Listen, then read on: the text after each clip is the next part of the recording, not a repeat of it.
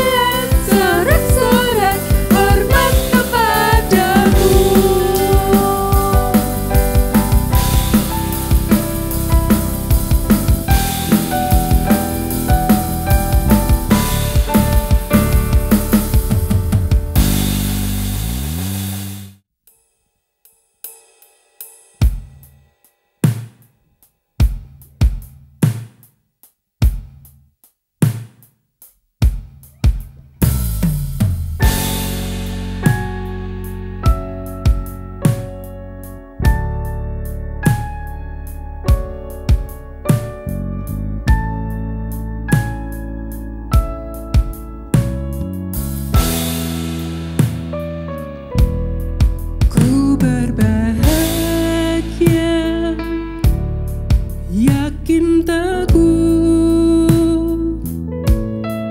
Yesus abadi kepunyaanku, aku warisnya, ku ditebus ciptaan baru, oh Roh Kudus. Aku bernyanyi bahagia, memuji Yesus selamanya. Aku bernyanyi bahagia, memuji Yesus selamanya.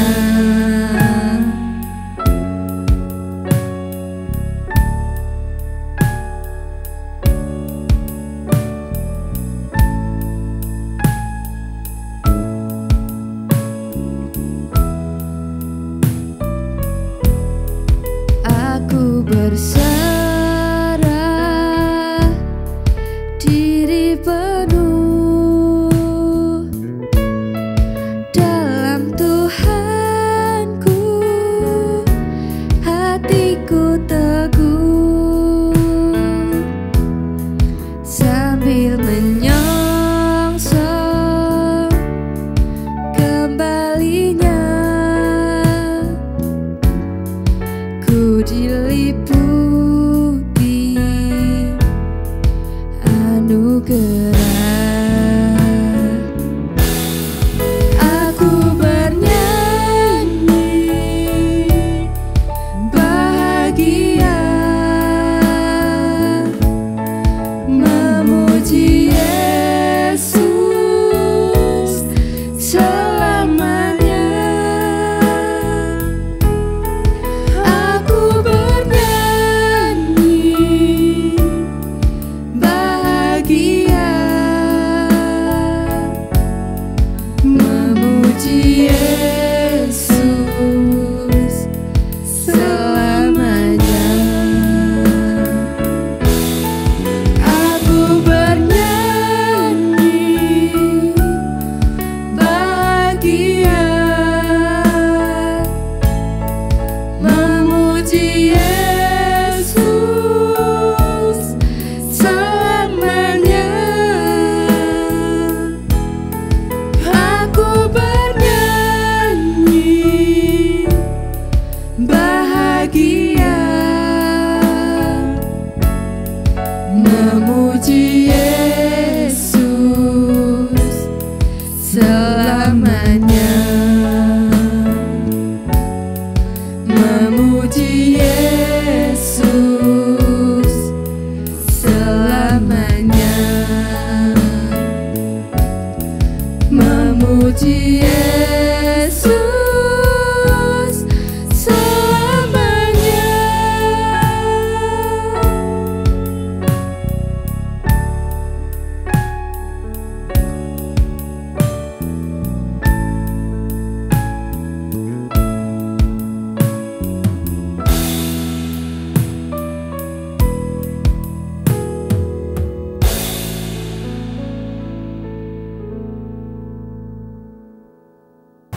Bapak Ibu Saudara, setelah kita mengikuti pujian penyembahan, mari kita siapkan hati kita untuk kita masuk di dalam firman Tuhan.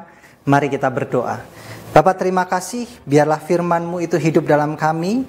Dalam momen kebangkitan Tuhan Yesus Kristus, momen hari Paskah ini, kami boleh memaknai Paskah yang sesungguhnya.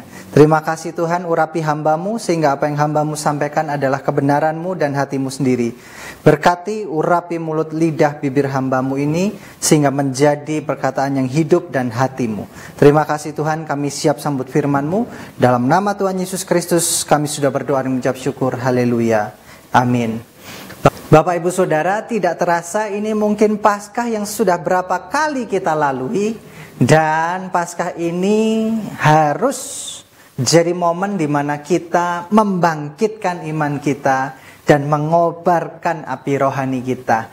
Seringkali kita melalui Paskah, tapi keadaan rohani kita tidak bangkit imannya, dan api rohani kita itu menjadi semakin kecil, dan akhirnya kita mulai tidak percaya kepada Tuhan, akan kasih-Nya, akan kuasa-Nya, akan apa yang bisa Tuhan lakukan di dalam kehidupan kita. Ini terjadi di dalam murid-murid Yesus. Kalau kita lihat, kebangkitan Tuhan Yesus itu merupakan sesuatu yang supranatural dan membawa pengharapan yang sangat indah. Dikatakan 1 Korintus pasal 15 ayat 20, tetapi yang benar ialah bahwa Yesus Kristus telah dibangkitkan dari antara orang mati sebagai sulung di antara orang-orang yang telah meninggal.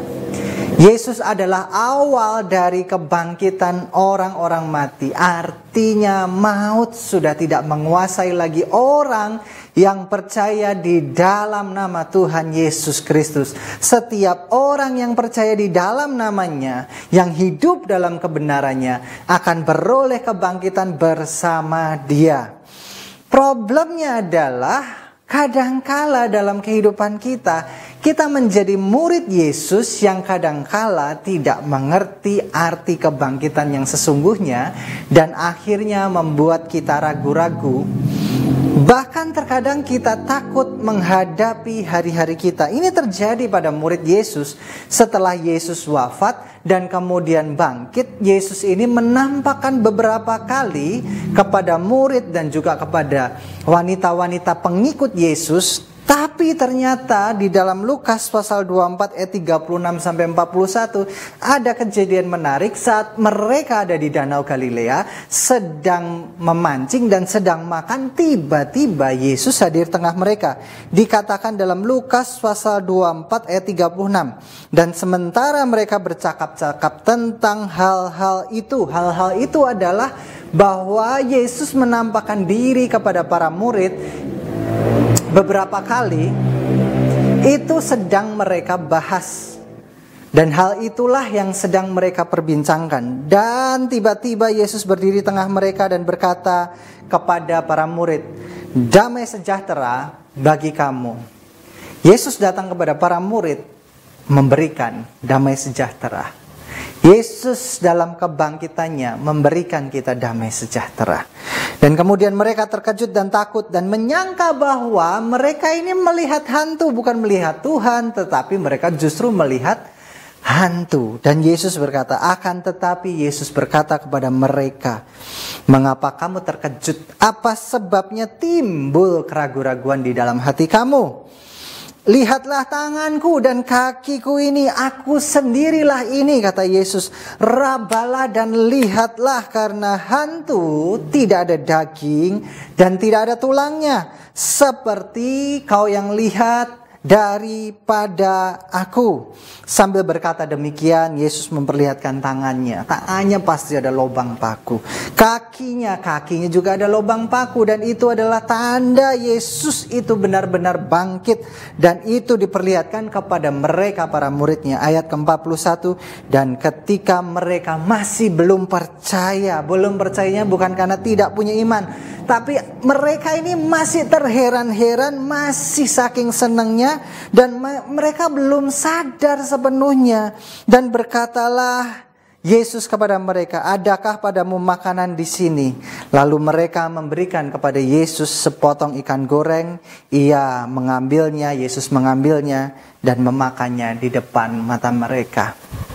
Menarik ya, saat Yesus bangkit, itu ternyata momen di mana tidak bisa dibantah dengan sejarah. Kebangkitan Yesus dalam Lukas pasal 24 ayat 38 dikatakan, akan tetapi ia berkata kepada mereka, "Siapakah yang bisa berkata seperti itu?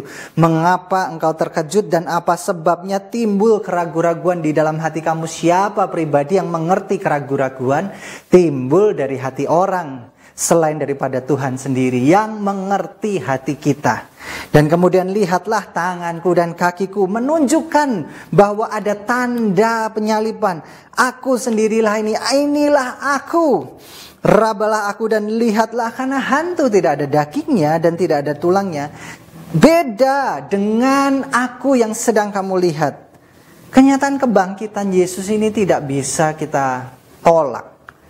Bahkan waktu Yesus bangkit dan naik ke sorga itu dilihat oleh ratusan pasang mata. Dan itulah iman Kristen, di mana kita mempercayai kebangkitan Yesus Kristus. Meskipun kita tidak melihat dengan mata kepala sendiri, tapi kita mempercayainya. Dan kita punya pengharapan di dalam kebangkitan Yesus Kristus. Kebangkitan Yesus Kristus tidak saja membawa hidup kita di dalam dunia ini terjamin, tetapi ada janji kekal. Dikatakan di rumah Bapakku banyak tempat tinggal.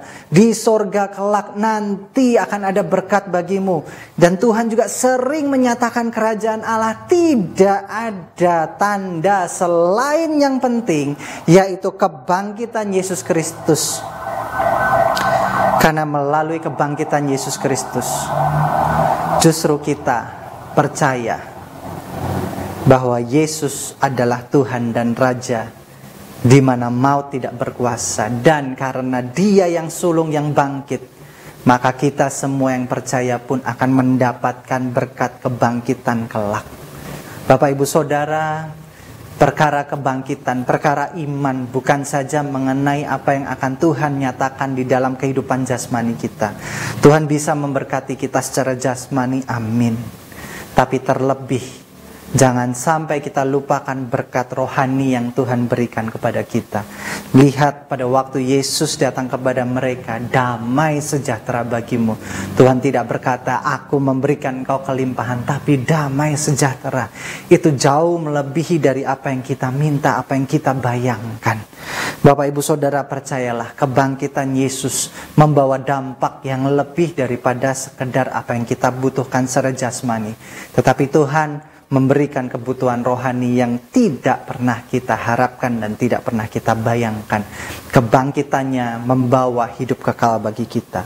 Yang kedua, ternyata pada waktu Yesus mati, murid-murid ini mengalami pergumulan iman. Iman mereka mulai luntur. Tadinya dikatakan, hei Petrus, aku akan menjadikanmu penjala manusia, bukan lagi penjala ikan. Tapi ternyata setelah kematian Yesus, Petrus kembali menjadi nelayan. Petrus mulai kehilangan arah, kehilangan imannya. Di sini kita lihat, ternyata Bapak Ibu Saudara, yang namanya hidup di dalam Tuhan, bahkan murid yang dididik oleh Yesus sendiri, pada waktu Yesus mengutus mereka berdua-dua, dan mereka pulang, kemudian mereka mengatakan, Tuhan, aku melihat mujizat, aku mengusir setan demi namamu, aku membuat kesembuhan, aku melakukan segala sesuatu yang spektakuler, yang supranatural di dalam namamu. Ternyata kalau kita lihat, apa yang dilakukan murid-murid ini adalah sesuatu yang luar biasa di dalam zaman gereja sekarang. Ternyata murid Yesus bisa kehilangan arah dan iman mereka. Dikatakan Lukas pasal 24 ayat 36. Dan sementara mereka bercakap-cakap, berbincang-bincang tentang peristiwa Yesus yang bangkit yang disaksikan oleh para murid yang lain, mereka sedang bercerita pengalaman mereka. Ada yang bertemu Yesus bangkit, dan ada yang belum melihat Yesus. Dan kemudian tiba-tiba Yesus berdiri tengah mereka dan berkata kepada mereka, damai sejahtera bagimu. Mereka terkejut dan takut, menyangka bahwa itu bukan Yesus, melainkan itu hantu atau roh yang lain. Akan tetapi Yesus berkata, mengapa engkau terkejut? Apa sebabnya timbul keraguan-raguan dalam hati kamu? Keraguan-raguan, bahkan iman yang mundur, arah di dalam pelayanan, keadaan rohani kita belum tentu selalu sehat, belum tentu selalu prima, belum tentu yang namanya hamba Tuhan yang hebat pun yang membuat mujizat ada dalam kondisi iman yang kuat. Bisa sekali yang namanya manusia mengalami kemunduran iman, mengalami keletihan iman, mengalami kesakitan iman, mengalami kelesuan rohani. Bapak Ibu Saudara, ini wajar. Karena di dalam peristiwa kita hidup ada beberapa peristiwa yang mungkin membuat kita mulai meragukan Tuhan. Dan ketika kita ini mulai meragukan Tuhan, lihat apa yang terjadi. Yesus datang pada para muridnya, memberi damai sejahtera, kemudian menegur dengan kasih. Kenapa engkau ragu? Kenapa engkau takut? Yesus mendekati mereka. Yesus mulai memberikan mereka perhatian kasih-Nya. Itu yang terjadi pada para murid. Oleh karena itu para murid sehat. Bukan penghakiman yang keluar dari Yesus dan katain, ngapain sih kamu? Kamu udah aku urapi, kamu udah aku beri tugas, kamu sudah ikut aku. Kenapa imanmu lemah? Yesus tidak berkata seperti itu. Justru kasih Tuhan inilah yang membebat luka dan ketakutan para murid. Bapak Ibu yang sedang dalam kondisi iman yang tidak sehat, mungkin sedang mengalami, aduh Tuhan, rasanya aku datang saja malas kepadamu. Berdoa rasanya berat. Kemudian mungkin hari-hari ini aku tidak banyak bersyukur kepadamu Tuhan. Inilah saatnya di mana momen kebangkitan Tuhan Yesus itu menyatakan kasih Tuhan bekerja dalam hidup Bapak Ibu Saudara. Jangan Bapak Ibu Saudara berpikir dalam kondisi lemah iman, mungkin rohani yang tidak sehat, justru Tuhan meninggalkan kita.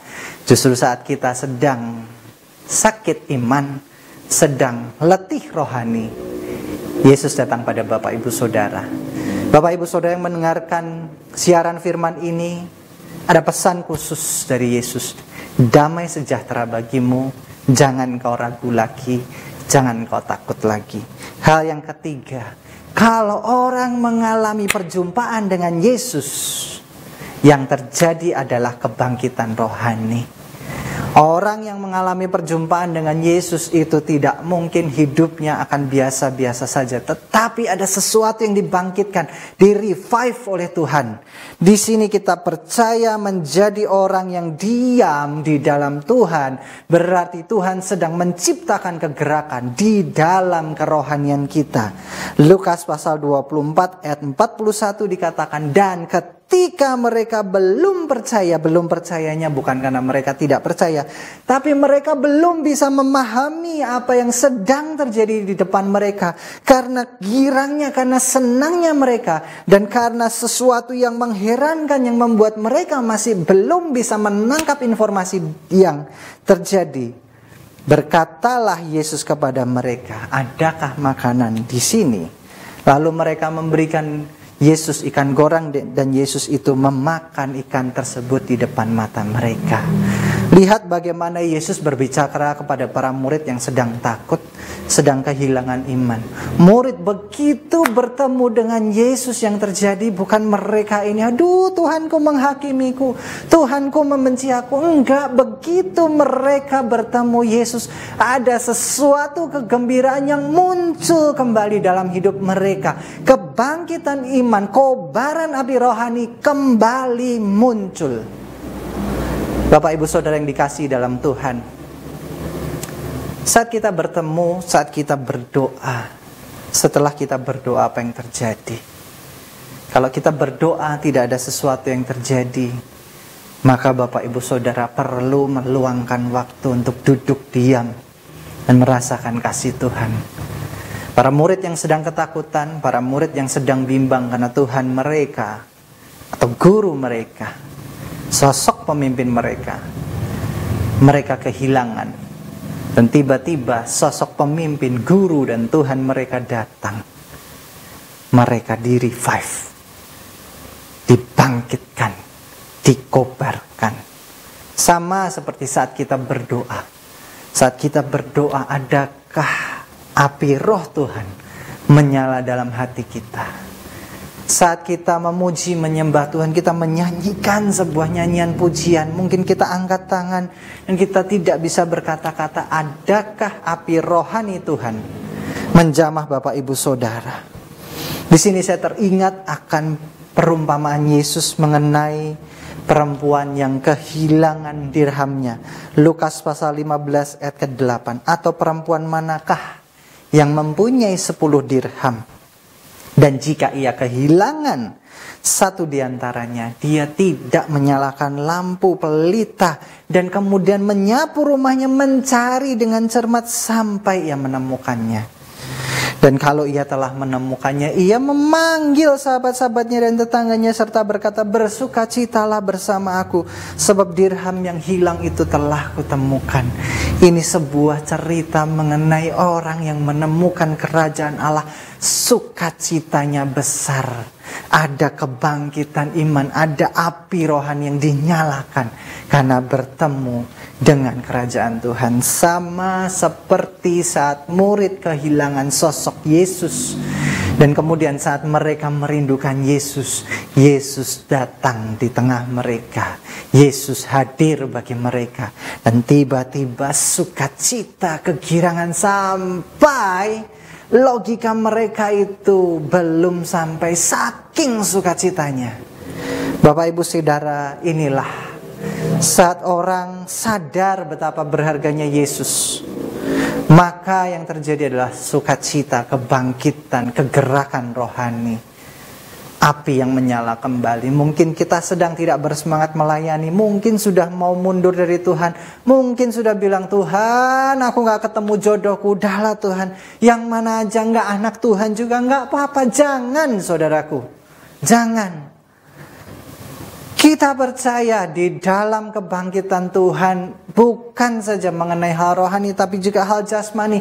Tuhan menyediakan yang terbaik dalam pekerjaan kita, dalam pelayanan kita, dalam rumah tangga kita, dalam mencari jodoh buat kita. Tuhan sediakan itu. Yang pasti adalah saat kita bertemu Tuhan, sukacita, damai sejahtera Tuhan meluap dari kita, dalam kita. Sebagai kesimpulan, bangkitkan imanmu, bangun imanmu dan kerohanianmu. Kobarkan, mari kita bersama-sama kobarkan semangat kita di dalam Tuhan, sehingga Tuhan akan memberikan kita satu sukacita yang tidak terbayangkan. Minggu Paskah, Minggu Kebangkitan, Minggu Sukacita. Artinya kita dilepaskan dari perbudakan, kita dilepaskan dari ketakutan, kita dilepaskan dari belenggu yang mengaitkan kita kepada suatu hal yang tidak benar. Dan di dalam nama Yesus, kelepasan itu terjadi. Mari kita berdoa, kita akhiri ibadah pada kesempatan kali ini. Bapa, hamba-Mu selesai berbicara, tapi firman-Mu ya dan amin. Kami percaya Minggu Paskah, Minggu pertobatan, Minggu kelepasan, Minggu kemenangan. Dan biarlah kasih anugerah Yesus terjadi dalam hidup kami. Terima kasih Tuhan, terima kasih Yesus, terima kasih Allah Roh Kudus. Hamba-Mu selesai berbicara, tetapi semangat Paskah, semangat kebangkitan terjadi selalu dalam kehidupan kami. Dalam nama Tuhan Yesus Kristus, kami merayakan kebangkitan-Mu. Semua yang percaya katakan haleluya, amin. Bapak Ibu Saudara, mari kita berdoa. Kita akhiri firman Tuhan. Tuhan, kami percaya bahwa kebangkitan-Mu membawa kelepasan, kebangkitan-Mu membawa kemenangan, dan biarlah setiap kami ini boleh mengalami kemenangan Paskah. Terima kasih Bapa, terima kasih Yesus, terima kasih Allah Roh Kudus. Kami merayakan kebangkitan Kristus Tuhan kami, dan di dalam nama Yesus ada kemenangan.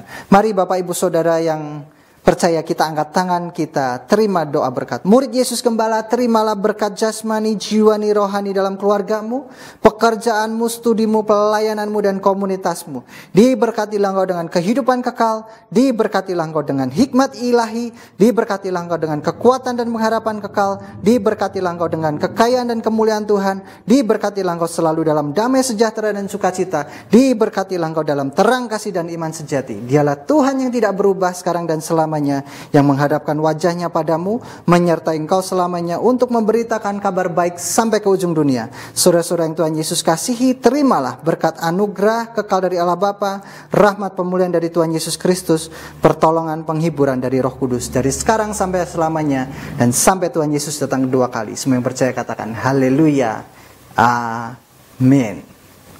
Bapak Ibu Saudara, ibadah sudah selesai. Bapak Ibu Saudara tetap jaga iman kita, bangkitkan api rohani kita, dan setia melayani Tuhan dimanapun kita berada. Sampai bertemu di ibadah selanjutnya. Tuhan Yesus memberkati.